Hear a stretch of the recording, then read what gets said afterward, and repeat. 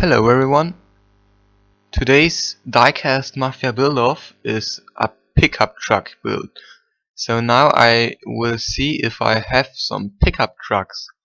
Now I'm not an American and I don't know what you consider a pickup truck. If it just has a flatbed in the back, or if it needs to be something bigger and stronger to be a pickup truck. So I will just look for a couple pickups there. So this is nice, but this is not a pickup. Also, this is not a pickup, and this milk float is definitely not a pickup, and this is also not a pickup. And this, I don't know if you can consider this a pickup. This is what I mean. Now, this is, for me, this is just a transporter, not a proper pickup. I will put it aside anyway. Now, this is not a pickup. A Mustang is never a pickup. And this is also not a pickup. And this is not a pickup. And this is a pickup.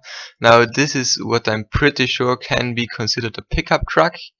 But I know I have a third pickup in there. And no, there's another one of these Golf, and this is not a pickup, and this is also not a pickup. This is definitely no pickup. This is a red line, but not a pickup. And this is nothing. This is just some junk. And this is also junk. And there we got the final pickup. Now I have these three, and now I'm gonna decide which one to do. Now this one is a really cool casting. I really like this. This is the German Ford Transit that came before the Ford Transit that we all know and love. And this was just the father of the Ford Transit. And this is a Ford F500 by Siku. This is a real pickup truck in my opinion, but the problem is there's a dual headlight missing, and I still need to look for a donor to find this. Like this one has the same dual headlights, and I need to find a junker to get the fourth jewel. So all there that we are left with now is this Landrover, and as I said, I'm pretty sure it's a pickup, but is it a pickup truck? I don't know what the difference between a pickup and a pickup truck is, but I will go with this one anyway. Now this is a Corgi Junior's casting from the 70s, and it's quite bad condition. I picked this one up in Austria, and it has those wheels on it that are very worn, and I'm gonna have to make something out of this today. So there we got it. Now I spotted that this one has a plastic base, so I was able to remove the base just with some wiggling, and the rivets are still intact, although I got the car apart. Quite interesting, because they didn't rivet this one too good. Now there's a post missing there in the middle, and there's also a lot of oxidation on this car. Now I will put out those wheels. The axles are very rusty. Would be no problem, but the wheels are very worn too. Would also not be a problem, but I don't really like these wheels anyway, so I have some better ones there, because I will put some green light wheels on there from the Tokyo Torque pack that were on some sort of an old Nissan or something like that. Anyway, so no interior on this car, and now I've stripped it. The caustic soda also removed all the oxidation, and now you start to see how bad this one really is. I've already done some sanding on this one, but as you can see, this is really oxidized, especially on the roof there. There are really kind of indentations all over the car, and I'm gonna have a really hard time sanding this one. Of course, I'm also gonna filler it, because if you're just sanding, you're just taking away material, and in the end, the car is going to look very strange. But I don't want that, so I will filler those holes and then sand, and then filler again and sand again and prime, and then I will see what I am left with.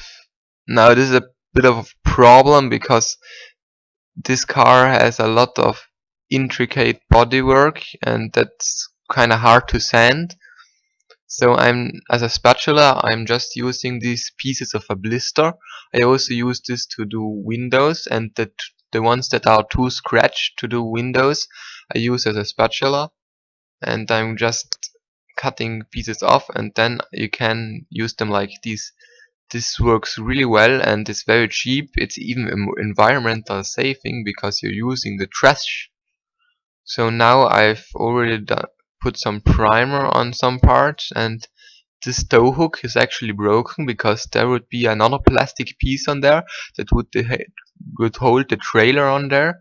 So this tow hook is unusable, and it would also be kind of hard to repair. And because it looks really ugly, I removed it, and I had a hard time sanding there without sanding the details away.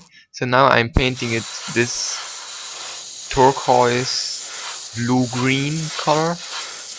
This color was really available on these back then in real life, and I'm first painting the intricate bodywork parts and then the rest. And now I have everything dried and I will paint the roof white. This is very common on those Land Rovers, and I really like that feature, so I'm gonna put this on this one too. And now many people have problems masking, and recently I had some problems too because the masking tape was leaving some sort of residue on there. It looked like as if the paint wasn't dried properly when the masking tape was applied, although my paint was curing for more than a week. So if you know why this happens, you can please tell me, because yeah, it's not the worst problem, because if I put clear coat over there, uh, it looks fine again. You can't see it anymore then. But if I wanna do some flat parts on a car, like a vinyl roof where you don't clear coat afterwards, then that is actually a problem because it completely ruins the paint finish. And yeah, I think this just happens sometimes. And now I'm just removing the masking tape. You cannot remove the masking tape early enough. Remove it always as early as possible, immediately after you finish spraying. I always remove it before I even clean the airbrush out, because then you get the best finish. And on this one it's not perfect, but I am quite happy with it. And afterwards I clear coat the body, just to give everything a nice shine and to remove the marks of the masking tape. If you know where these come from, please tell me. I would really like to know. So here is what we ended up with. As you can see, the green light wheels suited very well. And now it's the time to remind you of what we started with. Yeah, not the nicest one, and I wouldn't have thought it was so bad because the oxidation wasn't visible that well. And this is what we ended up with. Not perfect, but I think it's quite nice and very good, and I'm very happy with it. And yeah, I've always wanted to do this casting. I had this for not that long time, but I always wanted to get my hands on one of these, and I think those wheels are just perfect. I think they're almost made for it, and I also really like the color. Now, what do you think about this? Do you like it? Do you don't like it? What would you improve? Do you know why this masking tape thing happens? Let me know in the comments. Feel free to subscribe and like the video if you want to. And check out the other guys, which are Diecast Sheriff, 2AHD Cat, Opus Restorations, and Matchbox Mark. Now I'm curious what the others will come up with, and this is my participation for the pickup truck build. Now on September 22nd, save the date, because there will be another build with me and Diecast Sheriff, and we will do that old Matchbox Scamel wreck truck that you saw me looking at in the box at the beginning of the video. And yes, I am excited for that. We'll start it now immediately after this video, and thanks for watching and see you next time.